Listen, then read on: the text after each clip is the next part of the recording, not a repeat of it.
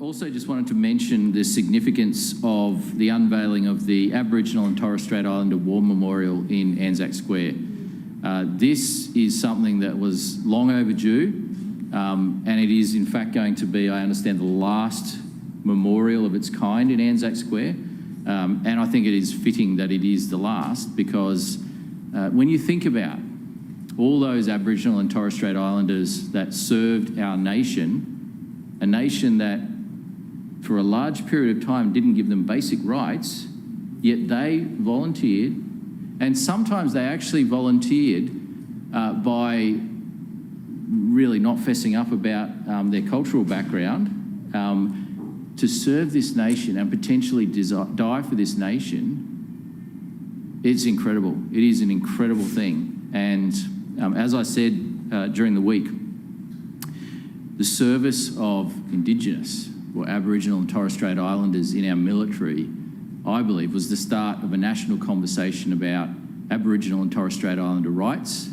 And people rightly ask, if they can fight and die for our country, why don't they have basic rights? And so that started a long process, but I think, how can you argue with that question? How can you argue with it? So it is right that there is now a permanent Aboriginal and Torres Strait Islander War Memorial in Anzac Square, and that will be there for the generations. And just adds even more significance to what is an amazing sacred place in our city. And I want to thank everyone that's been involved in putting that memorial together over a long period of time. We're obviously one of the contributors financially to that memorial, along with the state government and others, and it is just a wonderful thing. This place means so much, but today, it means so much. Of general business. Councillor Owen. Thank you. Mr Deputy Chair, I'd like to make a reflection on the unveiling of the Indigenous Memorial to acknowledge those who have served and continue to serve in our Defence Forces.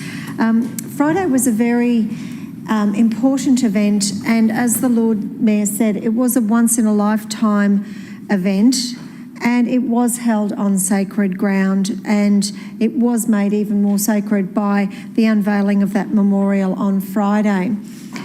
One very important component of that gathering, and there were quite a number of people who were there, was that it was the largest gathering of current and former Indigenous serving officers of the Defence Services ever.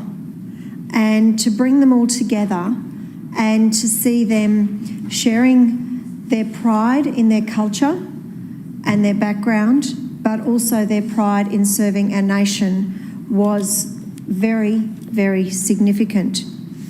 I also had the privilege of representing the Lord Mayor the following day at the first formal wreath-laying service, which has been a long time in coming, in the sense that there has been wreath laying in the past, but never before with a memorial in Anzac Square. So going forward, this will have even more significance for particularly those serving officers, and whether they are current or former. And it was great to see that people had come from far and wide to be there for that unveiling.